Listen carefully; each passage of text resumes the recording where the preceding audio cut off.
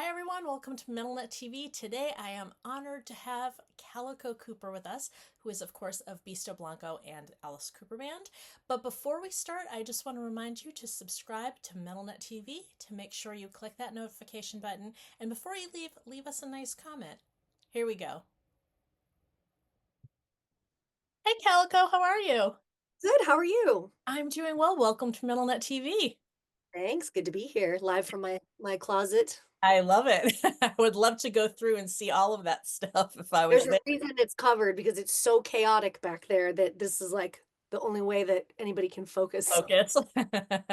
So, quick question about your wardrobe. Is this Calico's wardrobe, or is there any Machine Girl or any of your characters back there? No, I finally invested in a road case. I had all of the stuff in here, and I mean, after about I'd give it about six months on the road. You don't Mhm. want those clothes anywhere near the real clothes. Like they have to go away to a vault. And so they go hibernate in the case in the garage, but yeah, when I crack it open, it's like, a comic book, like Krypton, like Oh, smoke comes out and the dreads come amazing. out. Yeah. They're in the garage sleeping. I love it. I love it. Uh, one of these days, I'm going to talk you into like just giving us a tour of that Oh road. yeah. A walk through like cribs. That would be so fun. It's my kind of curves right there. Yeah, yeah. So Calico, I'm sure you've answered this question more times than you can possibly count. But I think we have this fantasy about the way you and your siblings grew up in, Alice and Cheryl Cooper's home. And I wondered what was your childhood like? Like if you could compare it to somebody with like a more traditional, conventional, do you feel like there was a semblance of that, or was it what we imagine, which is like filled with artists and imagination and creativity and guillotines?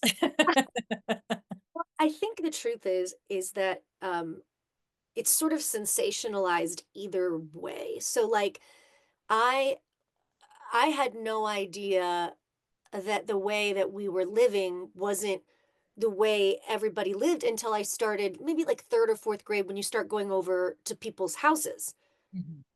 and you make friends and in my experience, not all actually none of my friends were celebrity kids.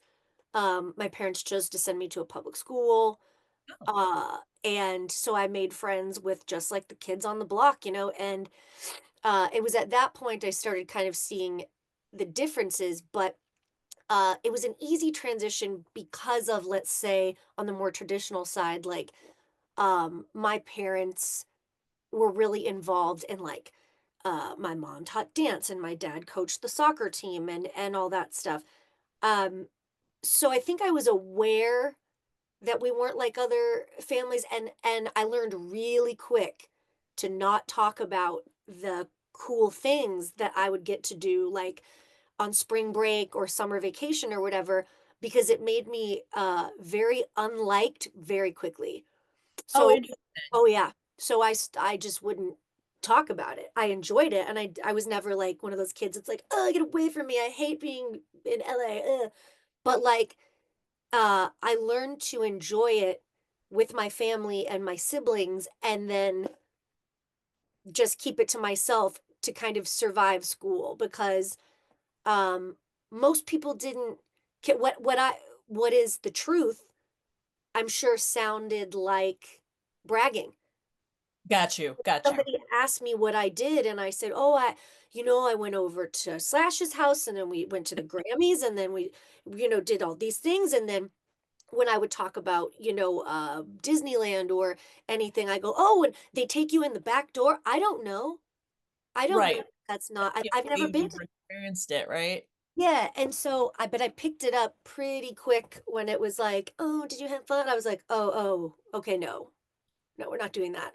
So Right. I just kind of dumbed it down to like, you know, yeah, we went to LA, er, Yeah. and funny enough, I do pretty much have the same like six uh friends that I made in the second and third grade. They're still my best friends. They were standing up at my wedding. Um, but yeah, that's kind of how it was, like, it's like, Superman and Clark Kent, so we as a family sort of kept that away from Phoenix contingent, that's where I grew up. So, yeah, there was always exciting, cool artists and people and experiences, in my life, and in that group, I'm able to talk about it and celebrate it and whatever, but then I like I said, I learned, in the other groups to not do that and to be careful to cross those streams because I would think so much of it is so innocent, and I feel so bad for people that didn't have as good of an experience as I had because my parents were very intentional on the things that they exposed me to and the things that they just, were like, that's not for us. We don't do that. It's like, oh, okay. So, you know, if I wanted to bring a friend from home to some event in LA, it wasn't just like, a, yeah, sure. It's like, and not about them. It was about Right. coming back and going, the Coopers took a jet and then they this and they that. And I just like, oh, no, no, So as I got older, high school and stuff, it was the advent of social media. So that started to become a little bit harder to downplay. Yeah. And like, interestingly, when I was 18, I joined the Alice Cooper show. And it was seeing it from one end, and being a family member and watching and being like, "Yay, go you," is one thing, and then joining an organization that's that intense and creative and works so hard um and but also has really close contact with fans, that changed too.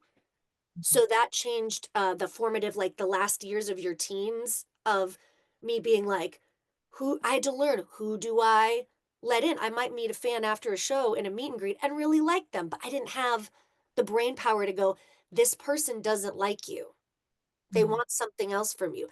So in a good way and a bad way, my parents never drilled in, "People are only gonna like you because of this." They never put that in my head. I learned it, though, Yeah. in a way that felt safe and, like, navigable Mhm. to me.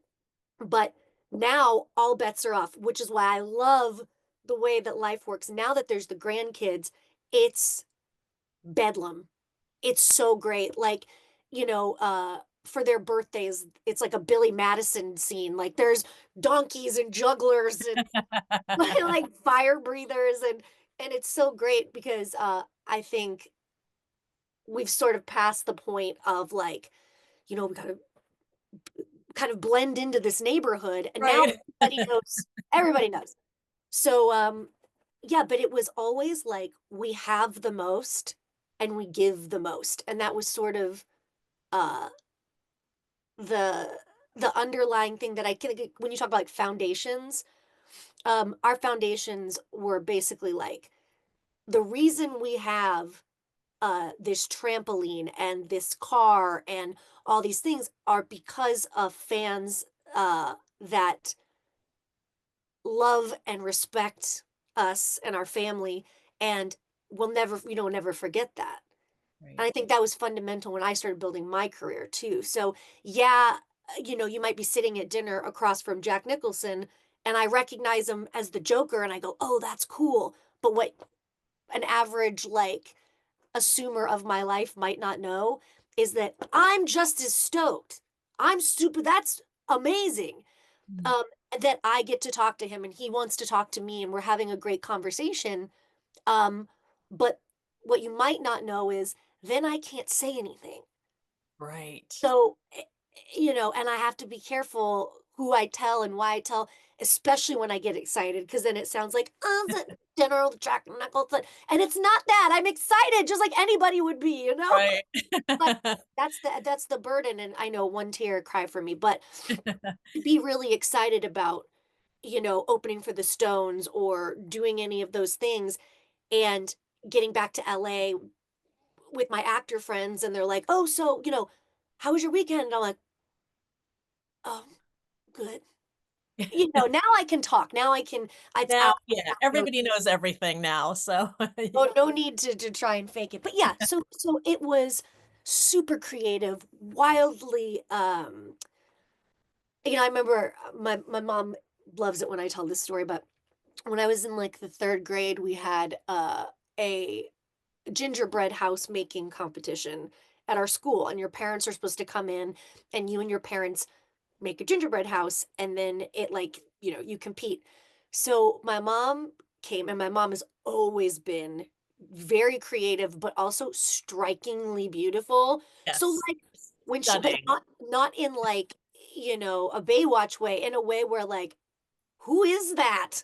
And so she comes in, and she's always been very much herself, and she comes in and she's all dressed up, and my dad shows up, and we're making this this gingerbread house, and she wants to make like a Jesus in the manger.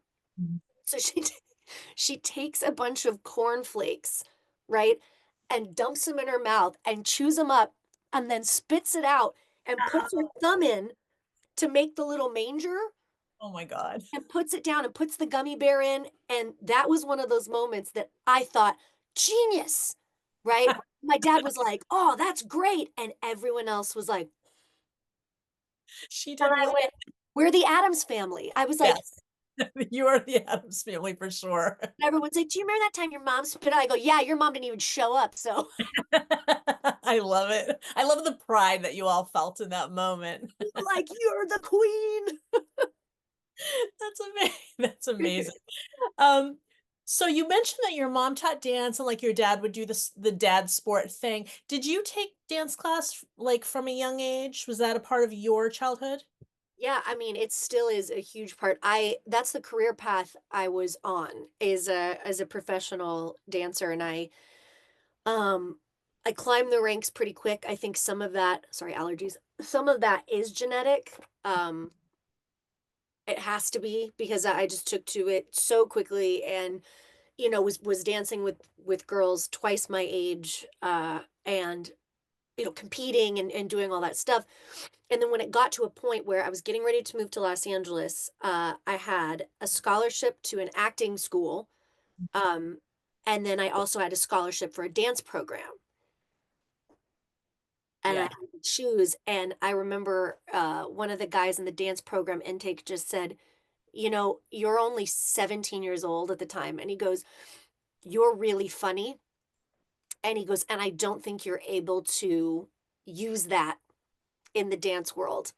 And it would be a shame to see it just kind of get brushed aside. And he's like, if you want to go this dance route, you might have till you're in your early 30s, and then you want to teach or open your own studio. And I didn't want to do any of those things. So I just thought, uh, why don't I use this like crazy control of my body that I've spent 17, I mean, when I was 15, I was dancing until 10 p.m. every night, then doing homework. So like maybe that like sort of made the discipline track that ended Right. up kind of like being my thing.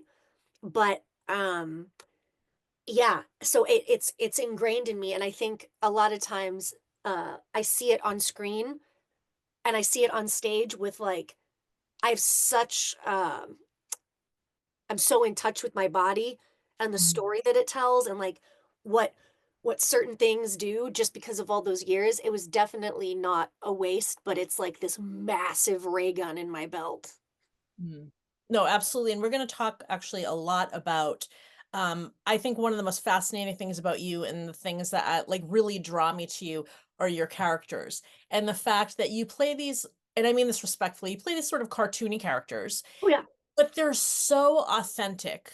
Like when I watch you do Machine Girl, like that feels like a real person who, who is like you breathe life into her in such a genuine way. And same with Chuck Eric. When I see Beasto, like he is like so real to me. And I do think a lot of these things that you're talking about, like your control over your body and just growing up in a very creative household and probably just having that, some of that, I think you were all probably born with a certain amount of something Yeah.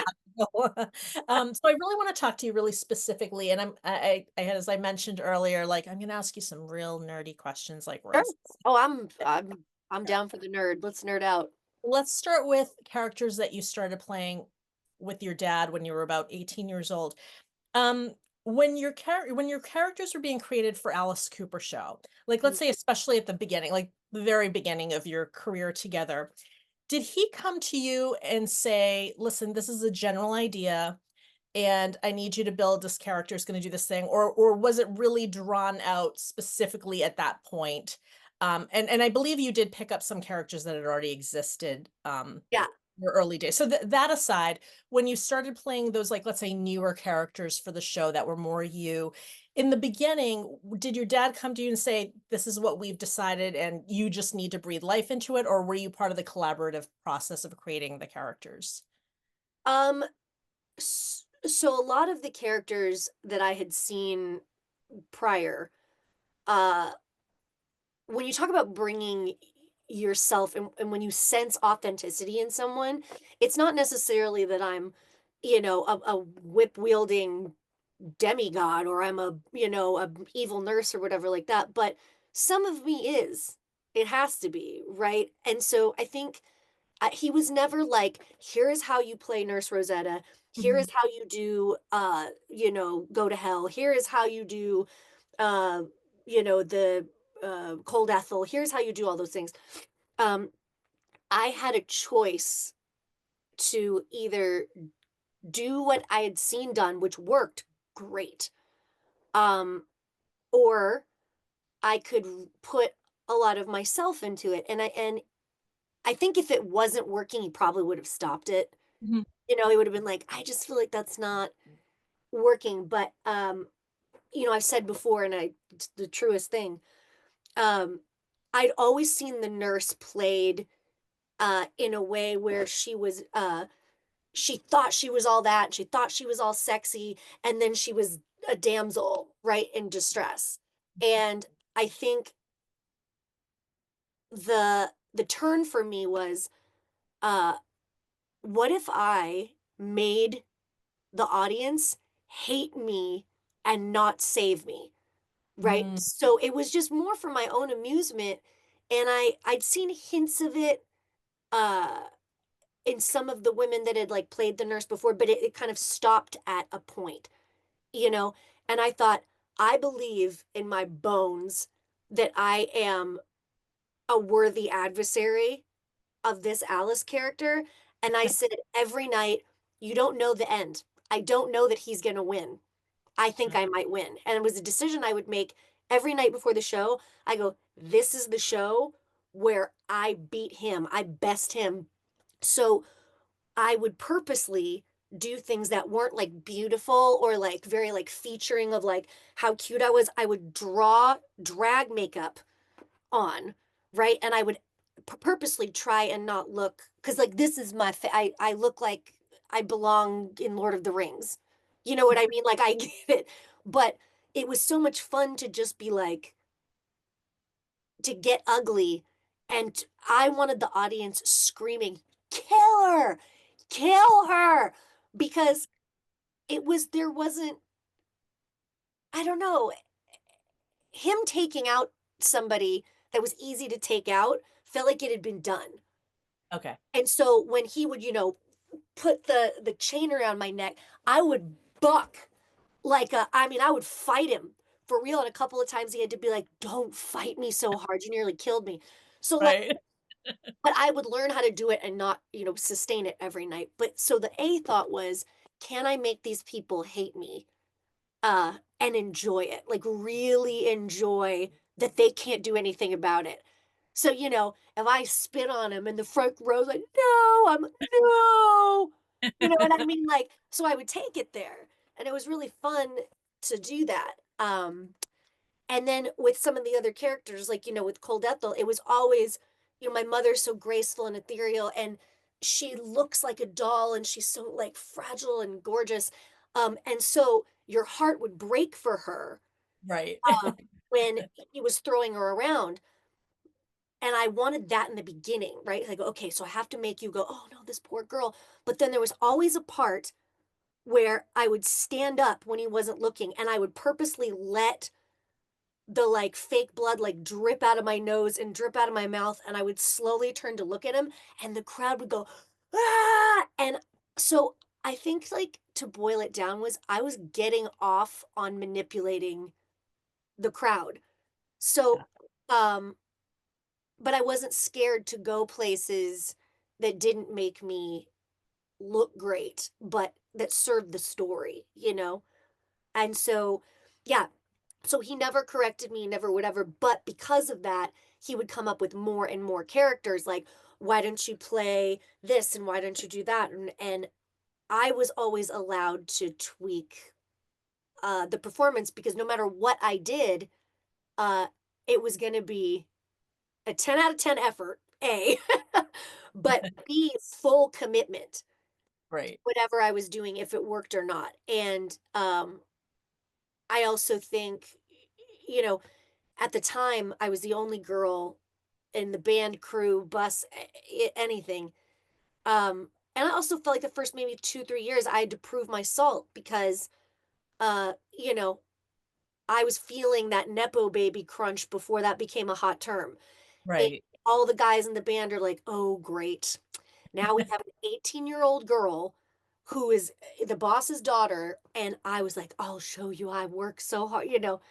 Um, but I'm so grateful for those years because if he taught me anything, a million things, but one of them is my instincts when it comes to like a live show are rarely off. Mm. And it gave me the confidence to even now today when somebody goes, that's not going to work. And I go, I don't want to argue with you. Mhm. It is. Mhm. I know it. I know this. This is like the family business. You guys sell cars. You guys have a real estate business.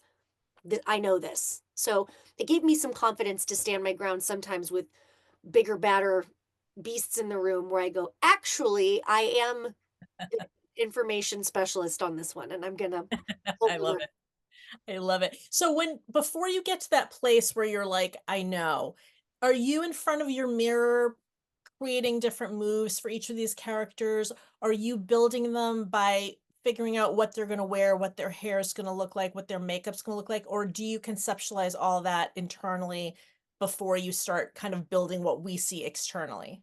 I think it starts with maladaptive daydreaming, to be honest with you. It's like I'll listen to the music from the show, whether it's Beasto or Alice or whatever I'm doing.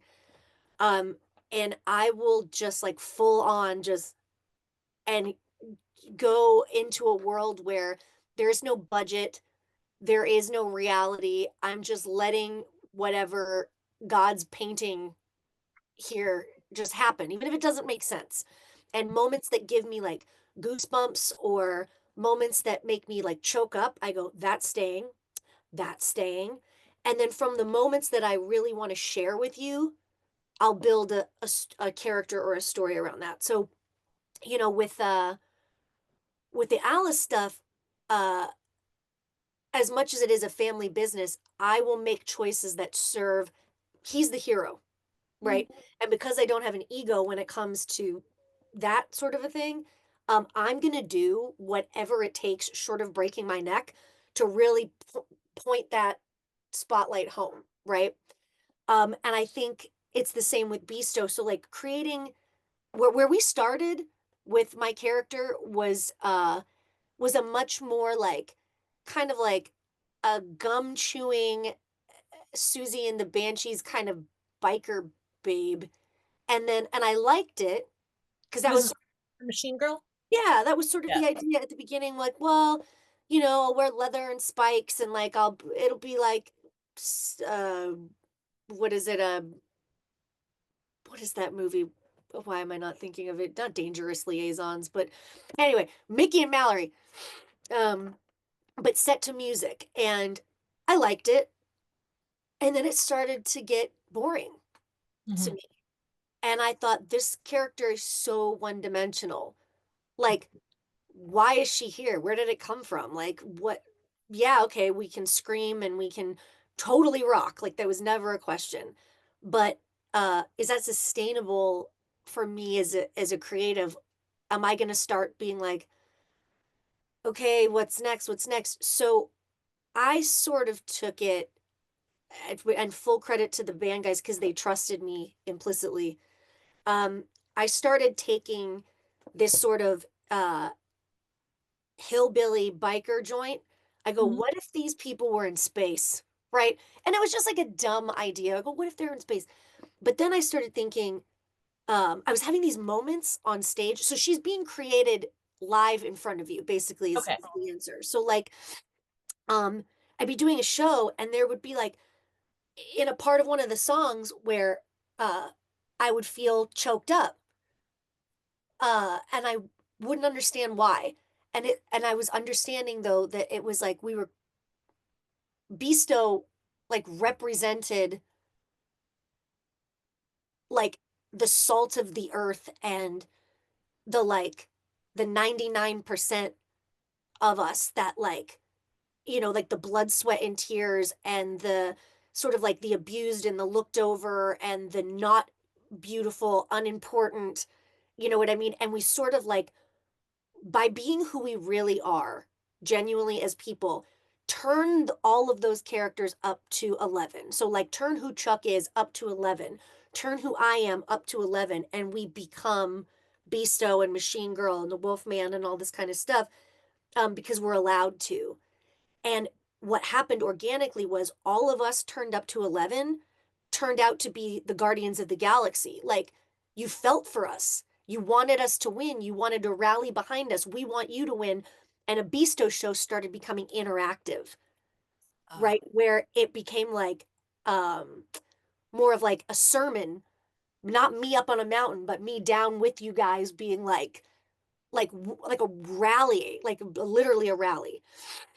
And yeah, so she's being created show by show, year by year, and the things that I've gone through as a person are reflective of what she became. So if you look at again like 10 years ago what it looked like and what it looks like now, um you won't see any fear anymore because this character, the machine girl, has lost everything, almost lost touch with humanity, and is in the process of crawling out. And I think that's so relatable to people. And um yeah, so she's becoming every year, every record.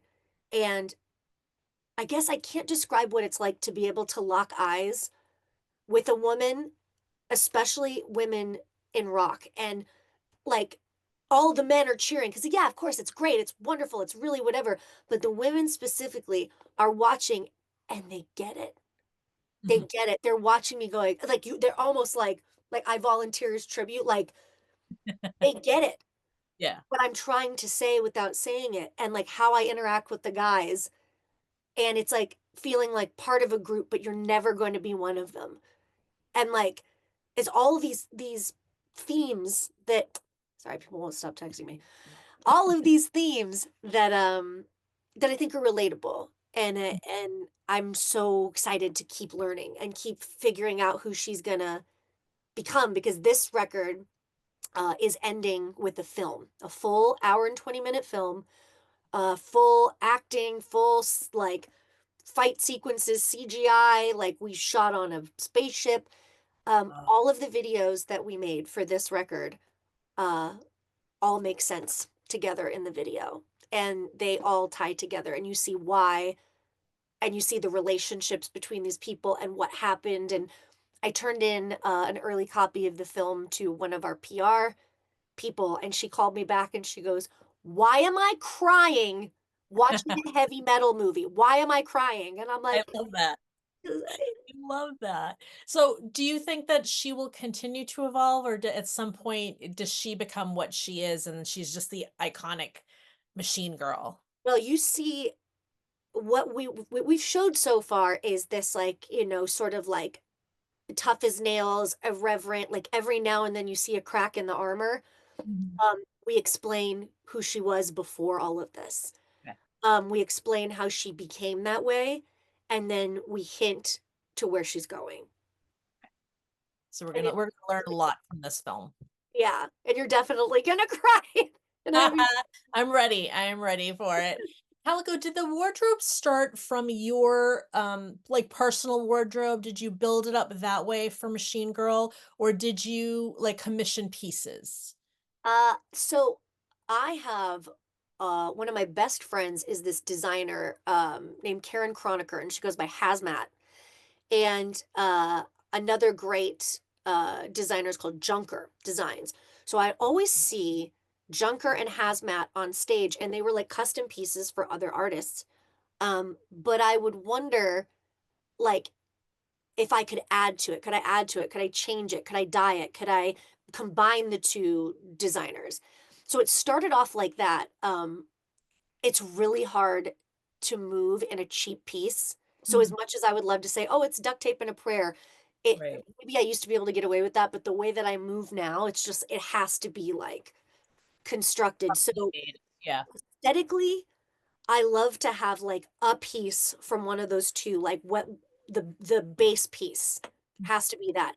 Then I go into my garage with my spot welder and my spray paint and my flamethrower. I'm not kidding, I set my I top on love fire. all of this, and you just go I to town. I go to town and uh I make it look like, she just stepped off of a warship. And um one of the other stories that I think that it tells is I asked my friend this the other day. I go, "Have you ever noticed that a lot of the time there's not a ton of coverage on my costumes, but it doesn't necessarily read sexy?"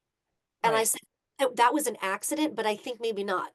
So, like, the pieces are all, military and all that stuff, but there's something irreverently sexy about it, that was unintentional. Like, I love the way the shapes are, I love the way it holds me in, but I think it's when you're wearing something like that without the intention of being like, "Look at how sexy I am," and you're not moving particularly sexy in it, Right. it's, like, blowingly hot, and, like, I see photos where I go, "Wow, that was not my intention," but, like, I think it's the confidence in which I'm wearing the armor that Mhm. makes you go, "That's so great." So, it evolves too, there's obviously snafus all the time, like, after 3 shows, every single show, this piece has stuck on Chris, so that's gotta go.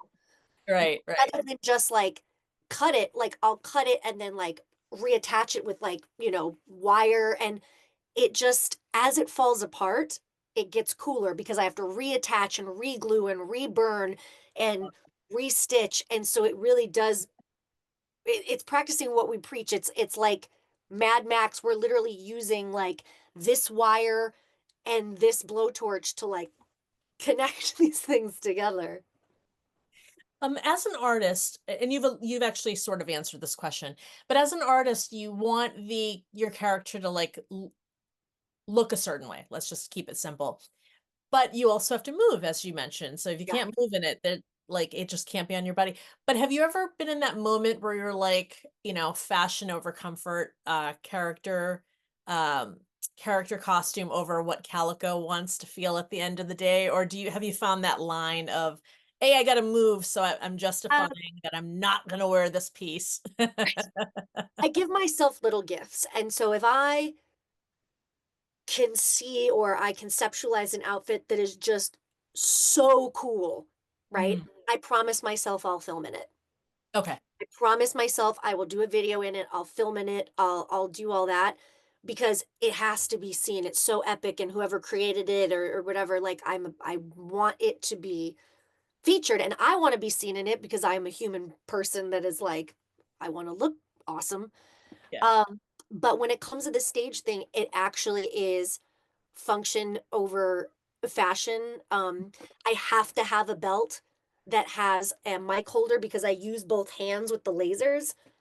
Um, I have to have knee-high boots because of the way that I move. I have to have those knees supported. So there's like non-negotiables, right? Nothing can be too tight, like in this area, because I work so hard halfway through the show when I'm heaving for breath. If something's got a hold on me like this, then I've learned from experience, like trying to get it out. So All those things have to be taken into consideration. I want to look rad like anyone else.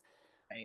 But because I'm not just standing there, uh, I it has to be almost like constructed like battle armor, Mhm. you know, and pieces have to be able to come off and be recharged. Like the brain power that goes into this is crazy. Like when you get to the show and the guys are like setting up, their stuff and their boards and whatever, it takes me just as long to charge everything Yeah. that's gonna light up and like preset the fire machines and like do all that stuff. That is amazing. I love that you have this whole process, and I think it comes across when you're watching the videos, or I haven't had a chance to see you live as Machine Girl, but I've seen like the footage that you guys have shared or that fans have shared, and it comes across. I mean, I don't know if anybody truly understands how much effort you go through. Hopefully, after listening to that, they understand there's Yeah. actually things that need to be charged and this, that, the other thing, and Can I not say slice into your body when you're yeah, wearing them. one of the coolest things ever that I just heard somebody say that there was an op-ed about how one of the best ways that the entertainment industry, like music, movies, everything like that is changing is we just exited the era of cringe. So people would post something, and if you were seen trying or not like, I woke up like this, or like, I'm just effortlessly good and like whatever, then you were cringe. You're cringe. Oh my God, cringe. Ugh. And now the kind of cool way to be is, yeah, I'm trying. I'm trying my hardest, my absolute hardest, and I don't care if you see me trying. Right. And when you take that power away from the haters, where you go, not only am I trying, this is me at my absolute best. I am trying my hardest to succeed in my art or my business venture or whatever. And I don't care if you watch me and I Mhm. don't care if you judge me. And I see it with content creators too, where it used to be like, oh, like I just happened to be at this really cool place. It's like, I worked for a year to get this interview and I Right. want you to see it. I relate with that. I don't relate with somebody that's like, yeah, I just called Chloe and she was able to do it. Like, I don't know that. I Right. work hard for everything I'm doing, and I like to see other people working hard. So when I see a costume, like a Beasto costume or a show that's really put together in a theater that could be an arena show, but they're making the effort. They're making the effort for 200 people or 2,000 people. You've got me. You've got me riveted. I'm here for it. I love that. So speaking of Beast Show, I talked to Chuck about the band and how it came together and that. I wanted to talk to you about when Chuck first came to you with the idea, way back when, and said, I have this kind of idea or whatever. What was your feeling about it when you first came in? I got the sense that you weren't like, let's do this. It took you a little, it took a little convincing. Yeah, I mean, I would have no idea that it would have come here to where we are now, or that I would ever have been allowed to have as much creative input or control as I ended up. Because the way it was pitched was like, I mean, I'd heard his music before. I'd heard some Beasto tracks and it was cool. Like Mhm. it's definitely like it was music I would listen to like at the gym or if I'm driving through the desert. Like it was cool music. And he was like, hey, I was thinking about having you join and like we could do kind of like a Sonny and Cher, like a back and forth thing. And the roots were there, but really it was just like um nobody right now is doing a guy gal uh front split thing in metal. And I was just really taking off in my acting career, and I didn't know how serious he was about it because he'd go, "Oh, we're gonna go on a tour here and there." So I had to stick it out to see if this was gonna be like a cover band thing. Mhm.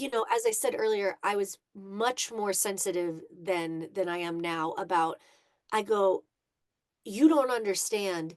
If I go out there, um, I'm gonna be ridiculed and put down if I'm not as good or better than my dad, which is impossible." Mhm. Right? So why put myself out there for something that I'm not insanely passionate about? I don't like think about it all the time. It's just something that you kind of want to do, and I love you, and I'll do a thing with you because, you're like one of my best friends in the universe. But I didn't know the longevity. So after the first tour, uh, the minute we got home, we started talking about the next one. And then we started talking about the next one and the idea with the record. And I was like, oh, he's serious, serious. So then I started putting in a little more effort. And then he relinquished a little more effort. And then I started putting in more effort, like full court press, you know. And before I knew it, when it was like starting to really demand time, like we're going to be gone for 2 months here, 3 months here, that required a sacrifice on my end to go, I have to tell my agents or whoever, like, I'm not available for TV. I'm not available to do these things that I've also worked so hard to get there. And I was like, they're going to drop me. Right. They're going to drop me. And if this doesn't work out, then I have nothing. And I mean, as much as a woman that was born into my situation could have nothing, but like nothing to me is never doing anything. I could have all the money in the world and, the house in France and all that stuff, but like if I never made a noise or expressed myself in like a meaningful way, to me I had nothing. So I was like I felt like I was going to lose either both or all, and I just said, "You know what? I'm going all in with this Beasto thing, but what I require in return is you've got to let me eat. Like, you got to let me create, and I'm going to say some insane things, and we're going to do them." And he's like, "You got it. You got it, whatever you want." And so that's when you started seeing like the blue eye and the scope got bigger, and all of a sudden we're doing videos in like old western towns and there's fight sequences, and it made it worth my while. And then the music started catching up. So the music was getting better, and we were getting better, and we were getting better at performing, and um I was all in. Then at this point I'm all in, and because God has a sense of humor, once Beasto really started taking off, and you know I started to be in more magazines and featured on more things, whatever, all of a sudden the phone starts ringing for film and TV, and it's never the way you think it's going to be. I was like, I just was peaceful with, you know I know I'm a good actor somewhere down the road, but this role is requiring my full attention at this point. Then it started going like, can you do this? Can you do this? And I was like, if I had known, God, then I wouldn't have stayed awake all night eating Doritos, being stressed out about losing all of my jobs. Right. Yeah, but it does. When you're doing your best at something, other people notice. They can't help it. It's just Right. sort of like this weird law of the universe. So, um, yeah, I'm really grateful that they brought me in the first place, and now it's so endearing, to stand around in this group of like insanely talented men, and a question gets raised, and they all look at me and go, "What do we do?" Me? That's great. All right, I'll take it. I love it. How are you feeling about this new album? It's a bit different than what you had done in the past. How is it feeling like being on tour, playing this music, making these videos, making this film that you just made? How's it feeling? It's great. Connecticut as a record, when again, I can't ask people to push themselves theatrically and then not expect somebody to whip around and push me musically, Mhm. right? So I was like, oh, I don't know if I'm good at that, or I don't, I do. And so as much as I pushed them theatrically, the guys pushed me musically and just said, we're gonna go to Germany, we're gonna do this record, um, and it's gonna sound way more, it's gonna be heavier, more like European, like anthem metal, and it's going to be a little more electronic. And I just went, my first thought, which is like acting out of fear, is the Beasto fans aren't going to like it. They're not going to like it. And then I thought about it, but do I like it? And I was listening to the demos. They didn't have any words, just like music stuff, and I went, I do like it. And I thought, I've dragged these people and these fans with me all over this like world.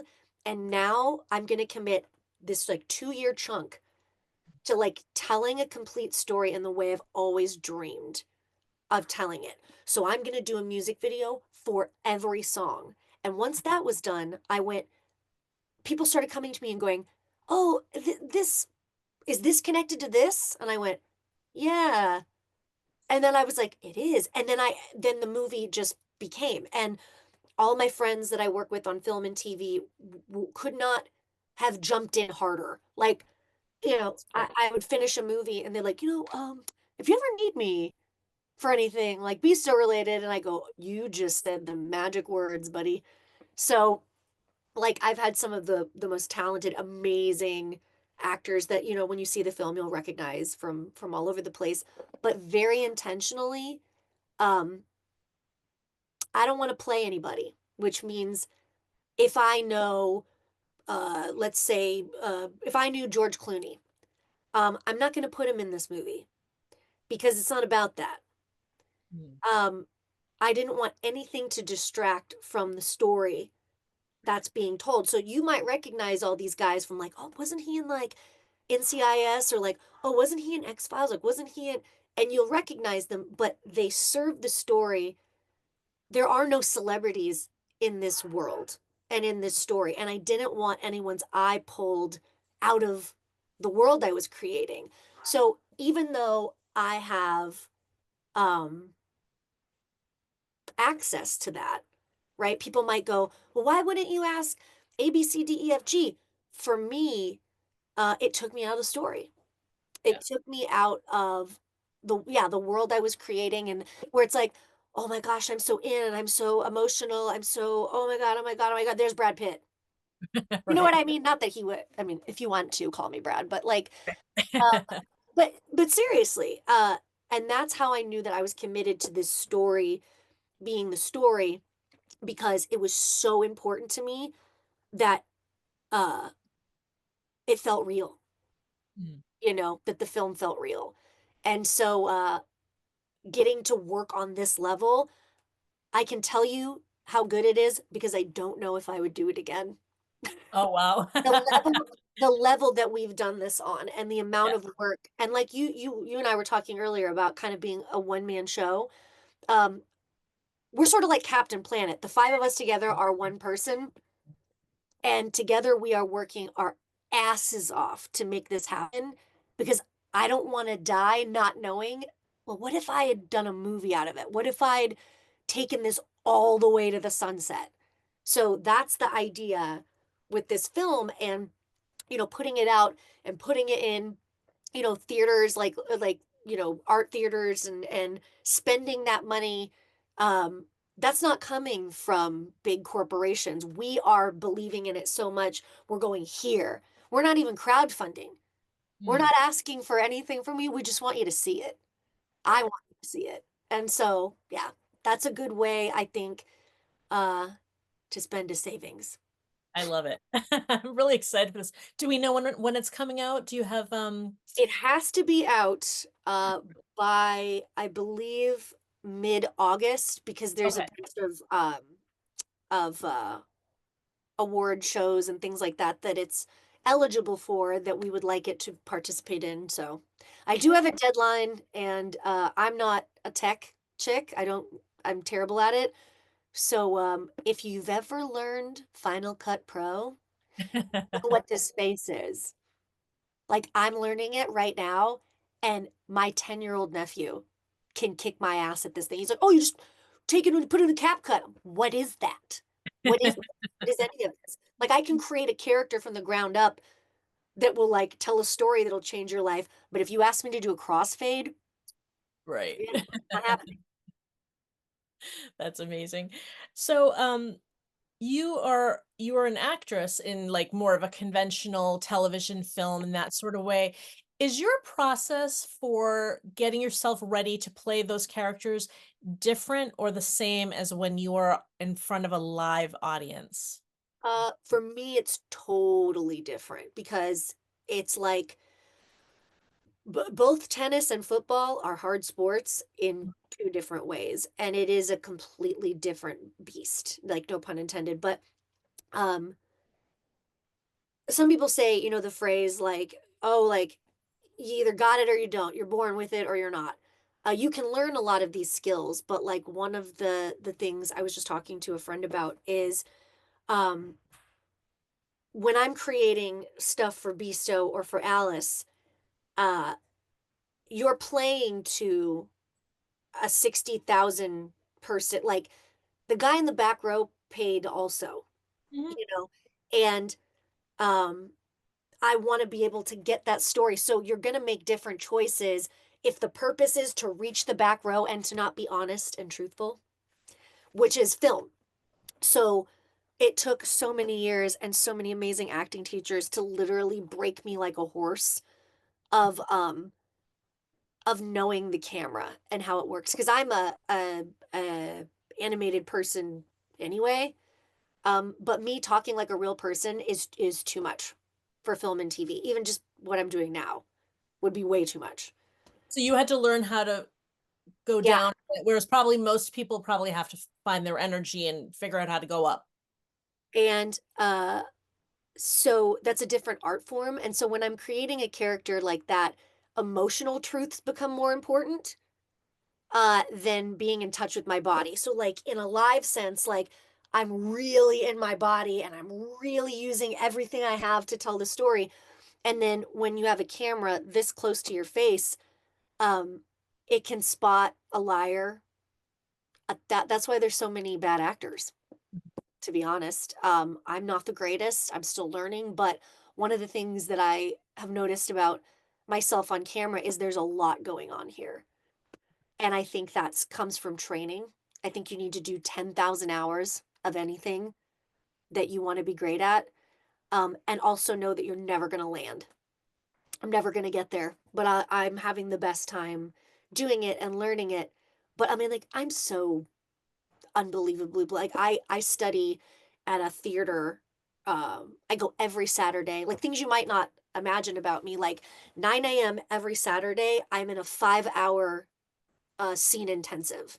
Hmm. And it's a theater company, and it's run, um, co-run by this wonderful teacher, Richard Gilbert Hill and Helen Hunt, who's like an icon.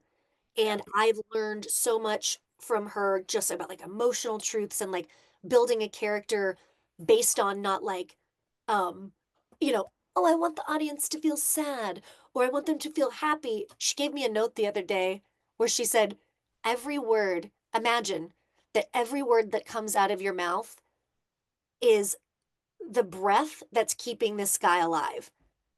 And Oh. just that thought, and I didn't change anything, but everything dropped. And so I was talking to this in this scene as my dad was dying in the scene, and it made me very still, and I had to make sure that he heard every word because it was keeping him alive. And that was it, right? I could never do that on stage because you can't see it. Right. So it is kind of hard sometimes to switch back and forth from like I just got off tour and then I like go right on to set and it's really hard to not like, oh, sorry.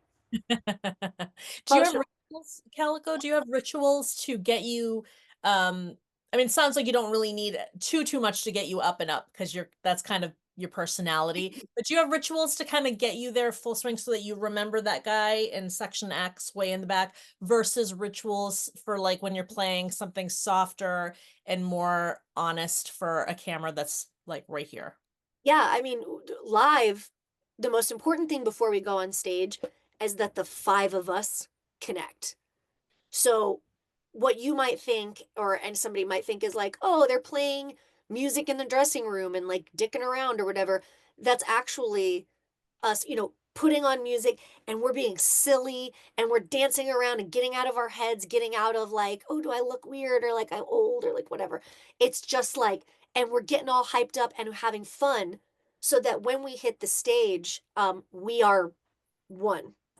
And it feels a lot more comfortable to be in front of that many people as a united front than it does alone. And for Machine Girl specifically, when the intro tape starts rolling, um, I can feel, I imagine in my head that I grow 2 feet taller, that my nails are 2 inches longer, and that my canines are 2 inches longer.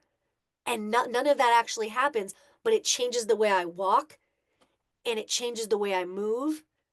And I imagine like that the doors of this ship have just opened and everybody that's there is witnessing like this like extraterrestrial life for the first time, right? And there's an arrogance to it. Like, and I don't know where it comes from, but it's all of those lengthening of those things and then I step into it, right? But I'm also so me and so aware that like if uh I don't feel pain as much, like if I get like knocked in the head or something, I don't feel it until afterwards and I'm like, "What is that?" But as far as like camera work goes, um Helen taught us something really amazing and it's to be selfish about your prep. And she said in a time when it's like you want to be so selfless and so whatever. And she's like, this is your dream. So how seriously you want to take it is up to you. And so now she's, got me in this habit. And this is not her process. This is like something I've built where um TV sets are fun, especially comedy sets. Like everyone's fun and everyone's chit-chatting and talking, but I'll take a good like 15, 20 minutes in my trailer and I'll put together a playlist of music that I might not like, but the character loves. And I make choices for why they love those songs and what happened that made them love that song. And I'll fill in all of that stuff. And then as I'm listening to it, um, and either like getting makeup done or getting ready or whatever with my headphones in, something happens to me so that when I pop them out, she's there. Whoever it is there. And the music gives me, that's where it all comes together. Mhm. Music for me gives me permission to cross that bridge. It gives me permission to, and it started with dance. I'm me, right? But when the song starts, whatever it is commanding of me, it's sort of like my barrier. Like, right, well, that's what the music is doing. So I'm not embarrassed about moving that way or being sexy or any of those things that we like are like, ooh. And then it moved into, theater and then it moved into movies and then music where for me, that selfish time of listening to that music gets me out of my head about my lines. I'm not going, yeah, and running them. They're there. And then I just let the world become what it is listening to the music. And that's just my process. And it'll trigger me like a sleeper agent. Like I remember I did this really, really gnarly play, like gnarly. Um, and one of the songs that I had listened to over and over again, I was on an airplane like going to New York for the Tribeca Film Festivals. One of the movies I did last year was in it. And I was on my way there and the song played and it was like a sleeper agent. All of a sudden, I was in the worst mood. And I just like, and that character just like crept right back in. And I was like, no, no, no. But then you have to sacrifice that song. That belongs to her now. Because every time I hear it, I remember being this like, suicidal housewife. And I'm like, maybe that stays in her playlist. Yeah. So what happens to, let's say you're doing a film, you're on set all day long, TV show, and you do this ritual, this song thing to get yourself in that space, and then lunch break happens. Mm. How do you keep yourself? Are you one of those people that is sort of selfish with your time, protects yourself, goes back to your trailer to make sure that you stay there? Or are you sort of good? Like, are you good? Like, once you do that in the morning, I can be Calico for lunch and then I can go back. Like, what happens? I always wonder, like, for some people, do they have to protect it? Like, I just Some can't do. be around people. I need to just, you know what I'm saying? Like, I need to stand. It's got a bad rap. It's got a Yeah. bad rap for being selfish. It's got a really, nobody wants to work with like that actor that's like, I'll be in my trailer. but Mhm. I think I'm gaining a res a respect for it, because it's not being difficult, it's me wanting to do the best job that I can, and, uh, if a character's just like me, if they're friendly and they're funny and they're, like, loose and whatever, yeah, it's easy for me, I can just hang out, do whatever, but if it's a jump, um, I wanna protect the work I did, and I want it to be there for me, and with Beasto, it's there. She's me, I'm her. At the drop of a hat, it's right there. So Yeah. I could leave. When I do a quick change, I run off, and our stage manager, this guy Lee, he and I are just like joking and like doing the robot and dancing, whatever. Because it's fun, and that character's not hard for me to be like ha ha ha, and walk right back on. But some film roles, I think, uh, it's a big ask and you don't have to do it. But for me, I'm learning more and more that it's not selfish. And I have a ton of friends. Um, I'm not trying to make friends anymore. Mhm. I want to be liked like anybody wants to be liked, but I think it's more important to me to like really deliver, stand and deliver. And then at the rap party, you're gonna be shocked how fun and funny and like easygoing I am. But I think that's part of the cringe thing I was talking about. It's cringe to be artsy, you Mhm. know? It's cringe to ask for space and to be a method actor. It's cringe. It is. I cringe at myself doing it, but I'm forcing myself more and more to be like, what would happen if I fully committed to this? What would Mhm. happen? Would it be greatness or would I drown in the cringe lake? I don't know, but I think I take it seriously enough to try. Did you say cringe lake? Drowning in the cringe lake, yeah. Yeah, I'm gonna use that from now on. It's true, we were just like, I'm done, I'm so done. That's amazing.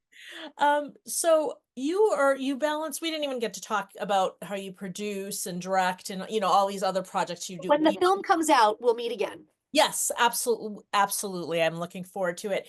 So we'll talk about that in depth next time. But you are in fact balancing all of these projects, and I didn't even realize like the depth at which Connecticut was going. You know what I mean? Like I knew you were doing all these videos and you were doing all this cool stuff, and it was a slightly different direction. But you have all of that. You have your acting career, and you do share little bits of that as well.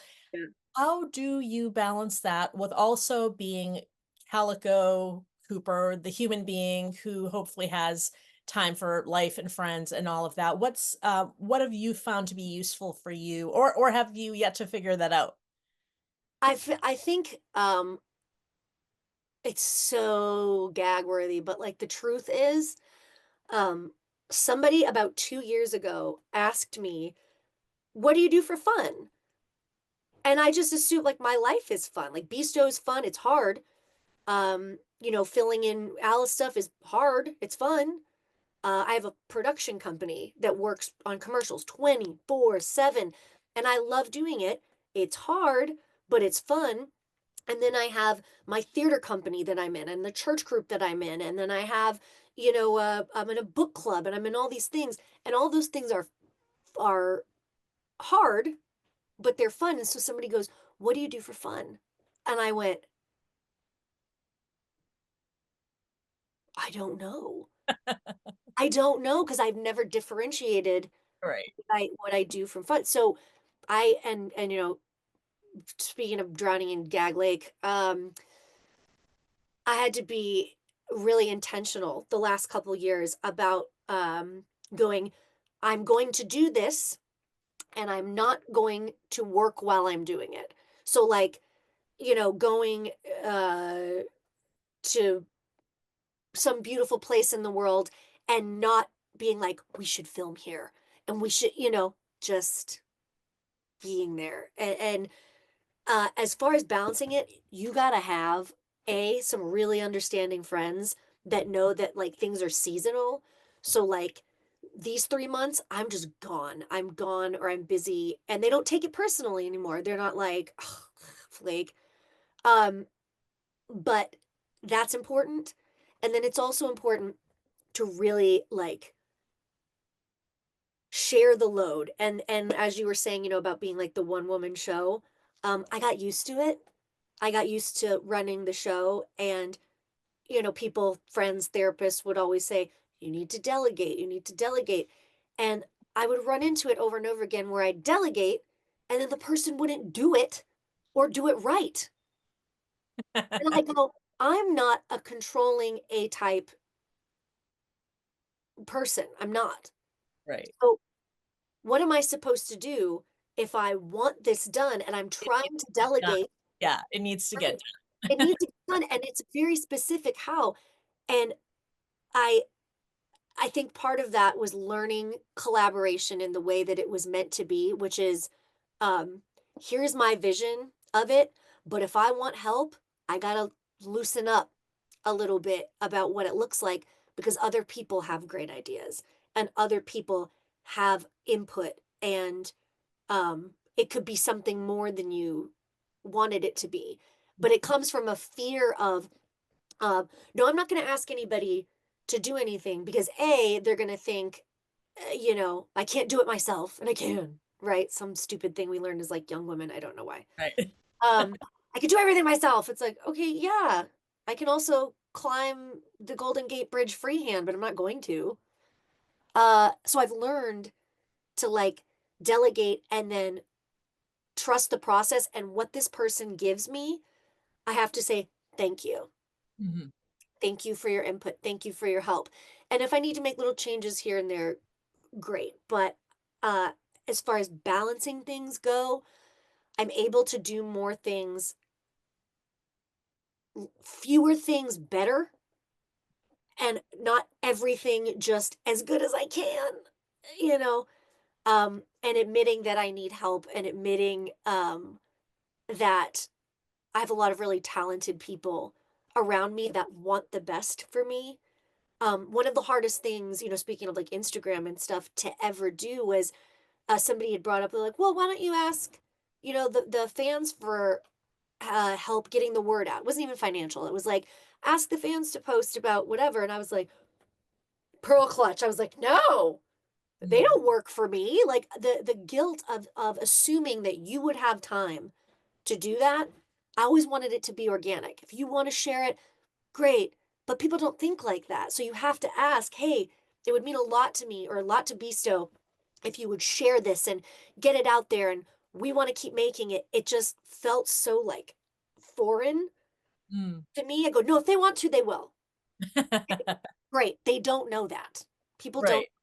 So I've gotten now way more comfortable saying, like, oh God, I used to be so bad at the videos. Like you could see it on my face. The hey guys, like and share.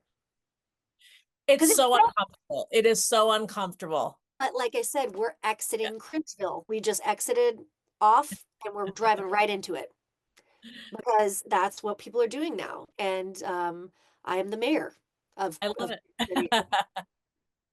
No, I do love it, and I think this goes in hand with what you're saying about exiting Cringeville, is the whole new thing of all the memes, all the quotes, whatever, is like, there's no such thing as failure, really. Like, you want to fail, try to fail, because that just means you're getting better at whatever it is Yeah. that you're and that is true. I mean, anything that you or I or anybody watching this has ever done, like, you don't get good at it just by sitting and thinking about it and No. trying it out. Like, I mean, I love doing that. I love like creating the pre-plan. Oh, Yeah. I love pre-planning and developing more than anything. But the truth is, until you start doing it, you don't know what the quirks are. You don't know what needs to be fixed. You know what I mean? Or the possibilities of, Well, oh, you could have sat around and been like, I have this great idea. So I'm going to start, this Instagram or this like, MetalNet or any of these things.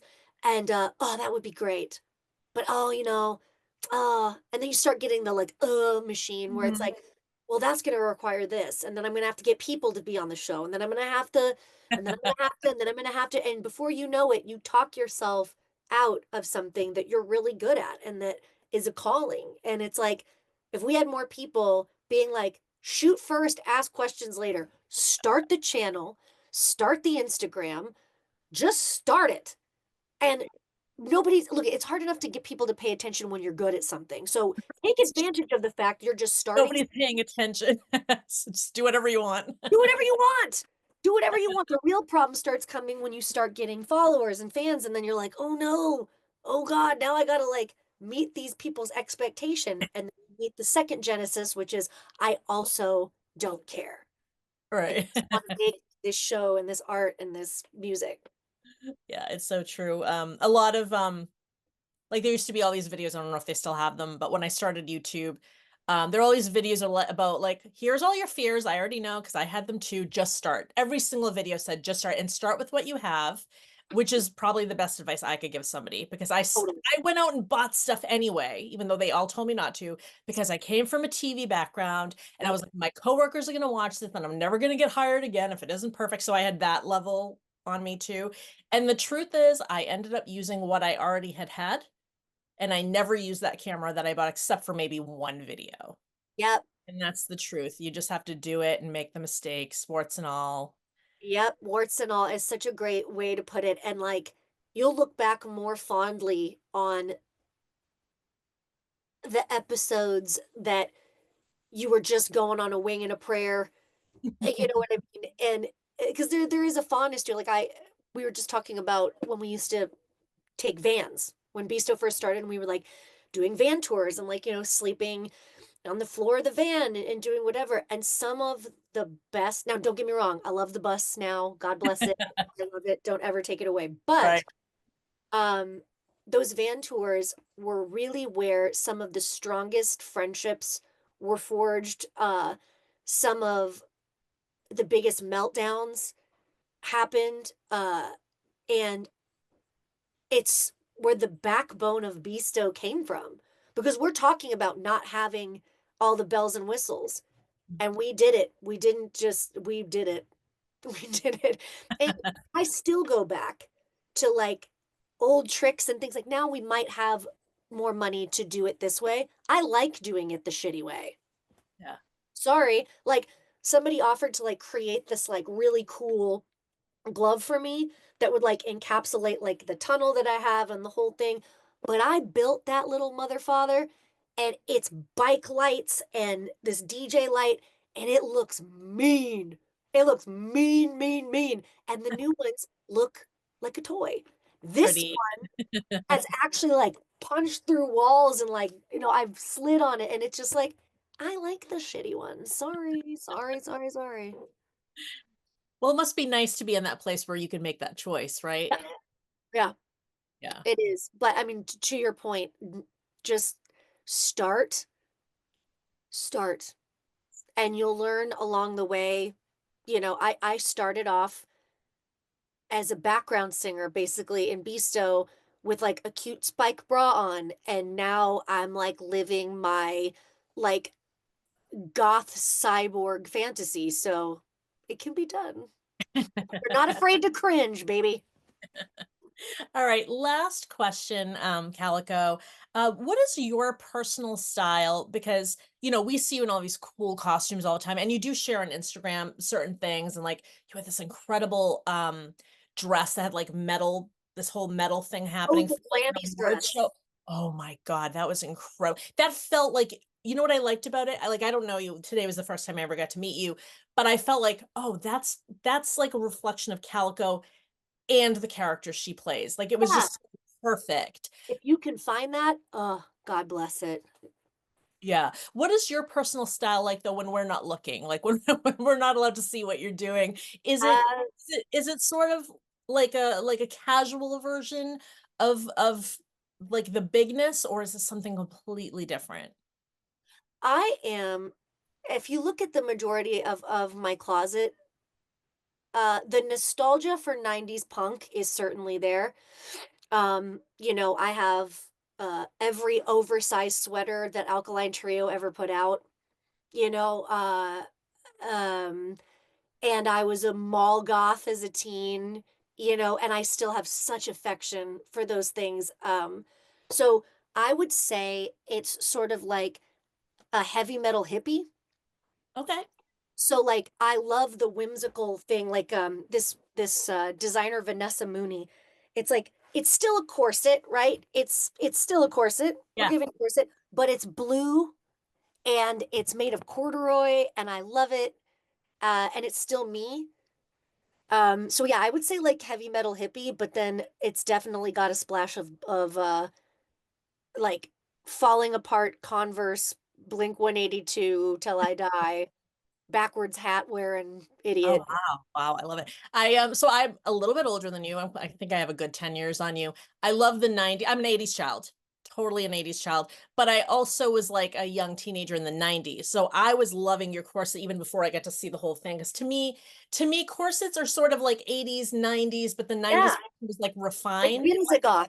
It was, yeah, and there was all that. And there was all that. So there was a lot of good things happening in 90s fashion.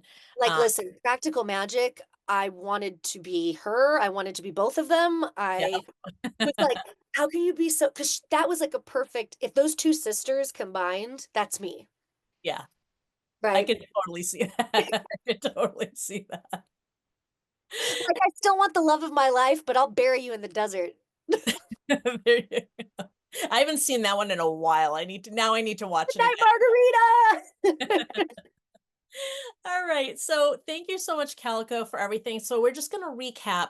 You have a lot going on with Beasto with this film coming out by August, and I'm sure if we're with you on Instagram and all the other pages in your website that we will know exactly when it's coming out when it's ready. What do we have to look forward to in your acting career outside of Beasto and Alice? Oh, so much. Okay, so this movie, this Connecticut movie, is a monster. Like as far as like what we're doing with it, it's being made for theatrical release, so it's like big screen. We're using the same camera that they shot Pirates of the Caribbean on.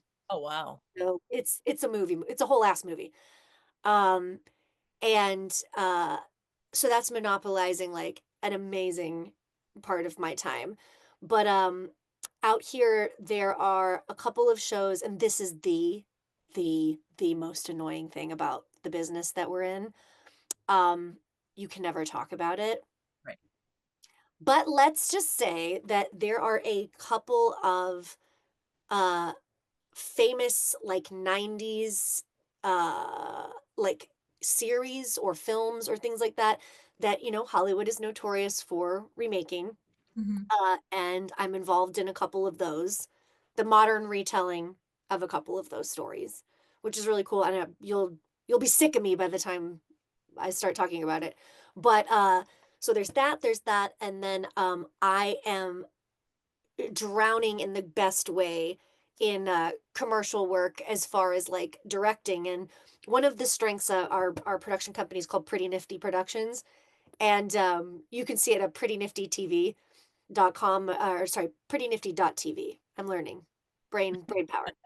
But you see all the spots that we've done there, and so the irony is you could be watching something on TV or on your phone or whatever, and every annoying ad that is made was made by me. If it's Love that. annoying, baby. We don't even know, and we're seeing you all the time. Yeah, you absolutely are. And yeah, so we've got a ton of those coming up and out. And then we're starting the process of, doing new Beasto music and putting a tour together. We're going to be in Europe in November, and it's like just so much. It's so much. I will remember to have fun. I'm doing Yeah, something for fun. we need to I do did some. join. Are you into the spicy books? I Like the don't know. romanticy You stuff? need to let me know what they are so that I can get the right ones. So like A Court of Thorn and Roses and like all that kind of stuff. Like anyway, it's like the book talk girly is like romanticy. I just Okay. joined the romanticy book club. I, in all of my life experience, am doing this for fun because I got about halfway through it and I am blushing. I'm like, my God, but also totally hot. Like, I love it. so I promise to read a bunch of fairy porn and have fun. Is this a newer thing for you? Like it sounds like a newer thing. Yeah, I mean, I was always into sci-fi, which is so reflective of, Beasto and what we do. But like, I started getting into over the pandemic. Sarah J. Maas is this author that does like Throne of Glass and A Court of Thorn and Roses and like all this stuff. And I found myself like a kid, like when you first discovered like Twilight or Harry Potter, and it was like 4 a.m. and you're like under the covers, like There. it, I became her again, and it really reignited my love for reading. So I started getting into like all of these like dark fae romance like novel things, and it is so reflected in this movie. Oh, wow. I I was like not gonna write a like enemies to lovers romance. Like, come on. But for my book talk girlies out there, you got another one. You There you snagged go. me. You got me. I love it. I love it. All right, Calico. So I will share everything below. I'm sure most of the people watching this probably already follow you everywhere. For anybody who's new to you, we'll share all of the Calico stuff, the Beasto stuff below this video. And I look forward to seeing you again as all these cool new things come out. Thanks. Yeah, when the film comes out, we should definitely watch it and then we'll talk. Yes, absolutely. I hope you enjoyed this episode of MetalNet TV with Calico Cooper. Make sure you leave us a nice comment and a thumbs up. I'll see you soon.